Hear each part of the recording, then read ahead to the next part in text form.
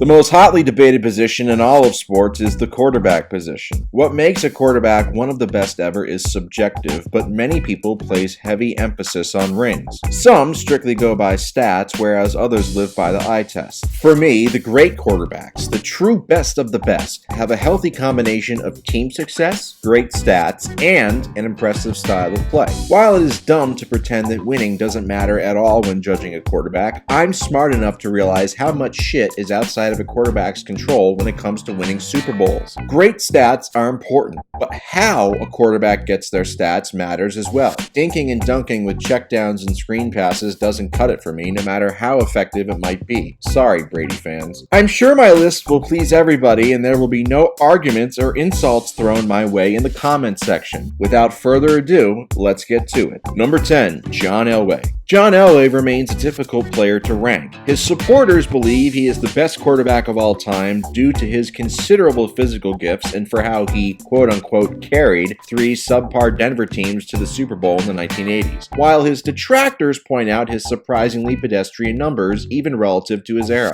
As always, the truth lies somewhere between the two extremes. To be sure, until the late 90s, Elway's teams were not great and he had to do a lot of heavy lifting. But even so, it's impossible for me to rank him higher than number 10 because the production just wasn't there for most of his career. His numbers over his last 6 seasons were excellent, but it's tough to ignore an entire decade of mediocre stats from 1983 to 1992. In all honesty, Elway makes this list mostly off of potential. Had he found his way to an offensively focused team like the 49ers or Chargers, instead of Dan Reeves' outdated system, there's no wondering the type of numbers he could have put up in his physical prime. But still, it's not like he was a slouch based on what he actually accomplished. 9 Pro Bowls, 1 Associated Press MVP in 1987, 2 Super Bowl titles, and a Super Bowl MVP in his last game is pretty good. His numbers also got better in the postseason, especially in the conference playoffs, just ask Browns fans. Yet on the flip side, his Super Bowl numbers were horrid, even after applying context. And he owes his 2 rings largely to Terrell Davis and the Broncos cheating the salary cap. I guess what I'm trying to say is, there's really no middle ground with Elway, but I know for sure I'd love to see this horse-faced motherfucker play in today's game. Number 9, Brett Favre. Brett Favre, much like Elway, is one of the trickiest quarterbacks to rank. Blessed with one of the strongest arms in NFL history and an Iron Man streak that may never be matched again, Favre reset the record books for both good and bad. His peak years, 95 to 97, were incredible. He won 3 straight MVPs as well as a Super Bowl and came oh so close to winning a second ring in 1997. Yet while Favre's peak matches up with any quarterback ever, his overall career doesn't. There was no real consistency on a year-to-year basis with him. 1992 was good, 1993 was terrible, 94 to 98 were great, 99 to 2000 were average, 2001 to 2004 were great, 05 and 06 were terrible, 2007 was great, 2008 was bad, 2009 was amazing, and 2010 was terrible. What made Favre so great, his rocket arm and fearless mentality, was also what made him combustible and prone to back-breaking interceptions, most notably in the playoffs. It's hard to believe now, but at one point around 1997 or 1998, Favre had a legit case for being the second best postseason quarterback ever behind Joe Montana. He wasn't even in his 30s yet and was already far up the all-time playoff leaderboards with 1 Super Bowl ring and 2 Super Bowl appearances under his belt. Yet for as good as the first half of his career was in the playoffs, the second half of his career was just as rocky. 6 interceptions versus St. Louis in 2001, 2 interceptions versus Atlanta in 2002, a horrible interception in overtime versus Philadelphia in 2003, 4 interceptions versus Minnesota in 2004, an overtime interception in 2007 versus the Giants, and finally, a late fourth quarter interception versus New Orleans in 2009. Favre was an absolute joy to watch, but one has to have a very selective memory to rank him any higher than the lower part of the top 10 on an all-time quarterback list. Number 8, Joe Montana.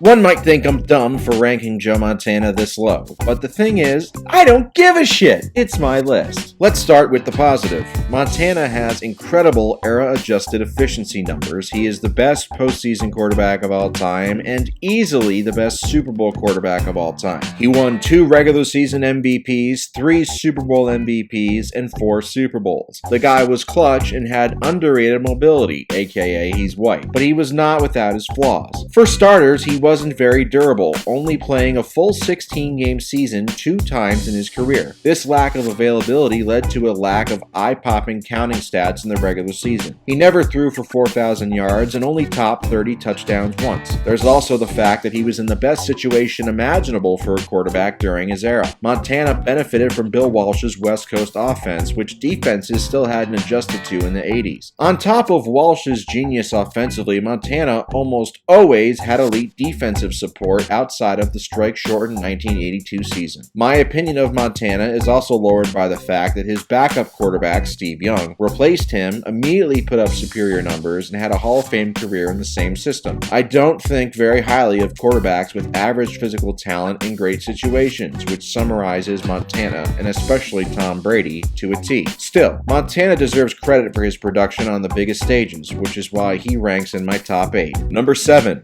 Russell Wilson. Admittedly, I might be overrating Russell Wilson by putting him this high, but based on the eye test, it's hard for me to think of many quarterbacks that have been better than him throughout NFL history. And it's not as if Russ is strictly an eye test guy either. Statistically, he's one of the best quarterbacks of all time. He's made 7 Pro Bowls and has a Super Bowl ring on his resume. His durability is also remarkable for a quarterback with his size and playing style, having never missed a single game. In addition to his durability, he's also one of the best quarterbacks ever at using his legs, racking up over 4,500 yards on the ground so far in his career. In my opinion, he also throws the best deep ball I've ever seen. Of course, for the flip side of the argument, he was blessed with the #1 scoring defense for the first 4 seasons of his career and only has 1 ring to show for it. Then, of course, we all remember the Malcolm Butler interception that cost Seattle a chance at repeating as champions. Over the last 6 years, Seattle hasn't made it back to a conference championship game in spite of Russ improving as an individual player. Like most other playmaking quarterbacks, Russ holds the ball for a long time. This results in a lot of splash plays downfield, but also in a lot of sacks. His short height is also a factor in Seattle not using the short passing game to its fullest capacity. Still, putting aside accolades and numbers, there are very few quarterbacks to ever play the game that instill more fear in opposing defenses than Russell Wilson does with the ball in his hands, and to me, that counts for a lot. Number 6. Drew Brees. From a statistical standpoint, Drew Brees is arguably the GOAT, with over 80,000 passing yards and 571 touchdown passes to his name. He also ranks very highly in most efficiency metrics and is a Super Bowl champion and Super Bowl MVP. So why is he ranked outside of my top 5? Well, it's complicated. If I'm being honest, Brees is like another Joe Montana or Tom Brady with his dink and dunk style of play, and I find that to be incredibly boring and unimpressive, regardless of how effective it might be. Unlike most people, I don't hold it against Brees for not having more team success or any league MVPs. In fact, I think arguably his most impressive feat is carrying some historically bad defenses to mediocre records. As for not having any MVPs, that can be chalked up largely to bad timing.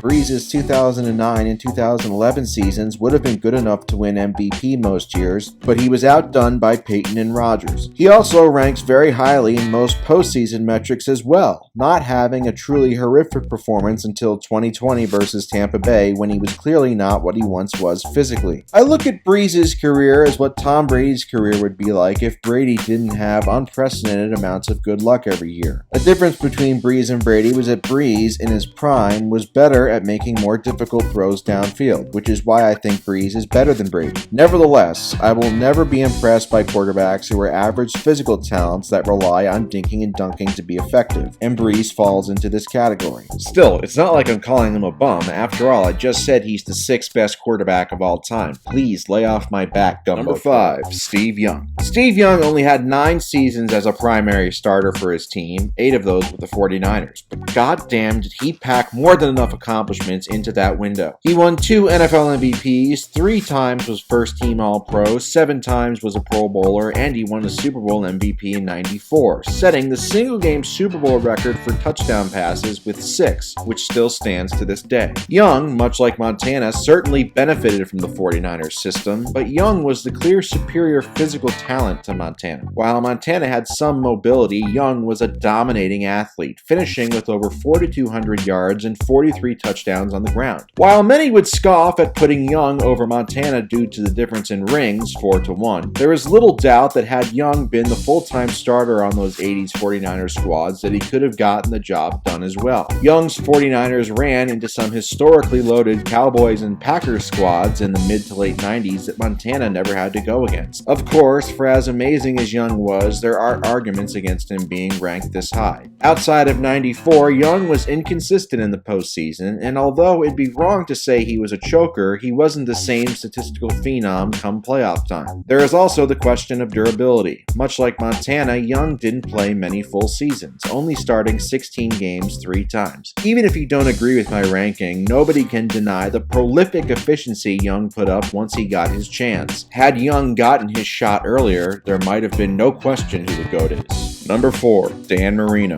We already know the biggest argument against Dan Marino in all-time debates is the fact that he never won a Super Bowl. But because I'm smart enough to realize football is a team sport, I don't let that lower my opinion of Marino as a quarterback. Marino was an absolute joy to watch, which is strange considering he wasn't particularly athletic or mobile. What made Marino special was his combination of supreme pocket awareness, lightning-quick release, and devil-may-care style of play. I've never seen any quarterback make tight window throws look so routine. Marino was more impressive to watch than his stats would indicate, and his stats were pretty fucking good. When he retired after 1999, Marino held every NFL record imaginable for a quarterback. He made 9 Pro Bowls, was named first-team All-Pro 3 times, and was named NFL MVP in 1984 after he had what is widely considered the best individual season ever by a quarterback. It is a shame that the Dolphins never gave Marino any sort of defense or running game during his prime, as he was forced to carry some truly terrible supporting cast on his back. I've watched a majority of his games on YouTube, and it's stunning how many accurate passes his receivers, most notably the Marks brothers, dropped. Marino's playoff efficiency wasn't great, but that's misleading, as in the majority of his playoff losses, the Dolphins fell behind big early on, forcing Marino to play hero. Marino's margin for error was virtually non-existent for most of his career, and that shouldn't be held against him. If I could pick one player from the 80s to play in today's NFL, it would be Marino without hesitation. Just don't let him hang around any production assistants alone. Number 3, Peyton Manning.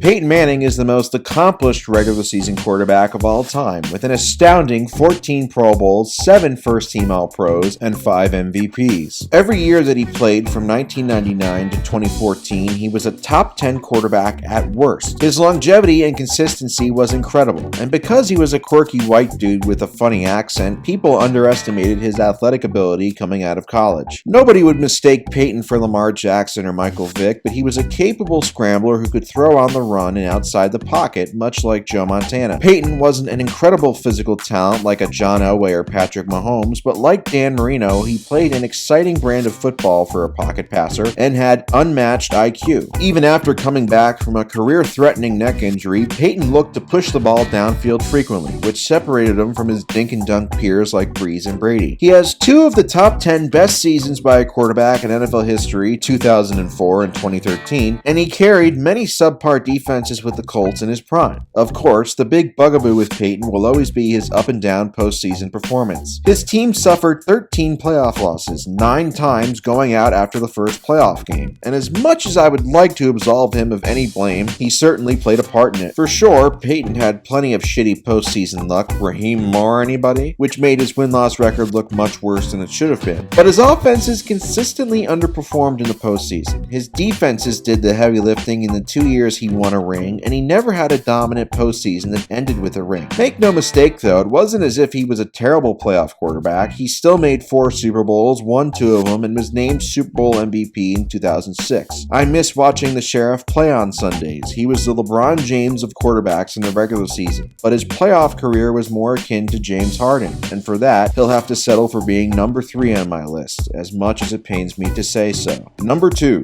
Patrick Mahomes. I know.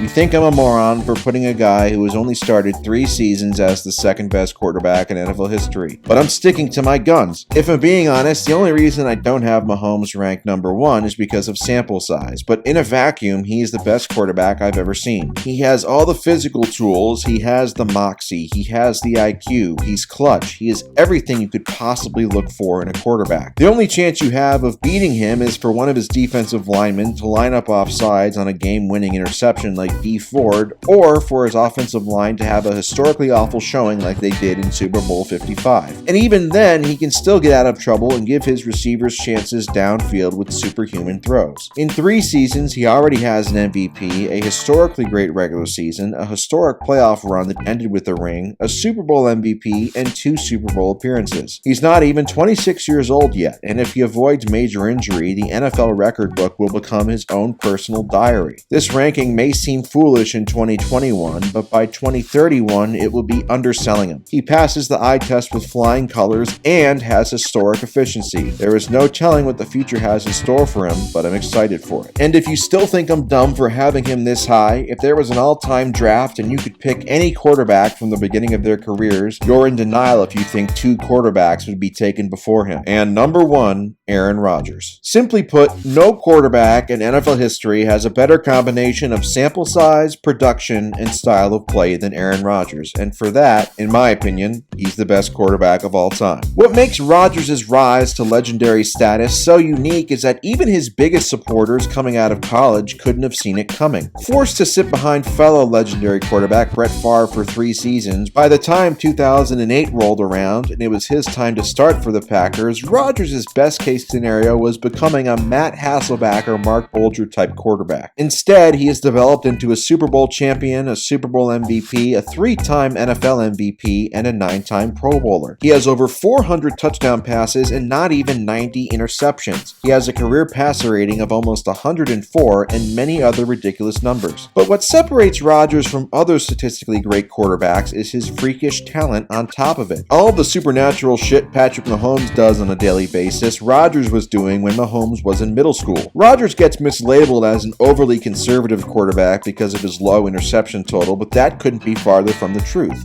Much like Mahomes, Rodgers has mastered the ability to be aggressive while not putting the ball in harm's way. On top of his ability to make throws almost no other quarterback can, Rodgers is a dangerous scrambler, racking up over 3,200 yards and 31 touchdowns on the ground. Rodgers detractors will say he can't be ranked this highly because he's only won 1 Super Bowl and has a 1-4 record in conference championship games. To that I say, Rodgers has performed more than well enough in the postseason to have more than 1 ring. After 20 playoff starts, he still ranks very highly in many major efficiency metrics. He's currently 4th all-time in playoff passer rating, 5th in adjusted yards per attempt, 6th in touchdown percentage and adjusted net yards per attempt, and 7th in interception percentage. In Rodgers' 9 playoff losses, his team has allowed 35.8 points per game. In 6 of those playoff losses, his defense has allowed 31 plus points, and in the other 3, he led a game-tying 4th quarter drive only to never see the ball again. Throw in Brandon Bostic and Kevin King, and Rodgers' lack of Super Bowl appearances is quite explainable. At the end of the day, I always believe one has to trust their eyes when judging players, and my eyes tell me right now, as of 2021, that Aaron Rodgers is the best quarterback of all time.